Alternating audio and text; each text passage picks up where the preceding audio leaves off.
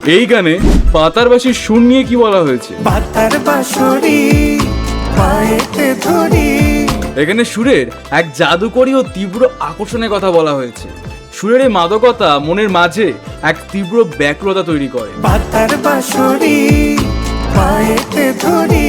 তাই গায়ক বিনীত অনুরোধ করছেন যেন এই সুর আর না বাজানো হয়, কারণ এই সুর শুনলে নিজেকে ধরে রাখা কঠিন হয়ে পড়ে। বেজনা বেজনা সুরের এই তীব্র টানে মনের ভেতর ভালোবাসার বা কামনার যে আগুন জ্বলছে তা ভাষায় প্রকাশ করা অসম্ভব। ঘুমে জ্বলি আমি কি করে বলি। এই সুরের মায়ায় যদি মনের নিয়ন্ত্রণ বা মনটাই হারিয়ে যায়, তবে তার কোনো দিন ফিরে পাওয়া যাবে কিনা তা নিয়ে গায়ক গভীর সংশয় প্রকাশ করছেন। হারালে কি খুঁজে পাবো মন। বাঁশির এই সুমধুর সুর গায়কের কাছে কোনো আনন্দের বার্তা আনেনি, বরং তা কেবলই বিরহের তীব্র দংশন বা বিরহের ছোবল হেনে চলেছে। বাঁশি আমারে কেবল মারে বিরহ ছোবল।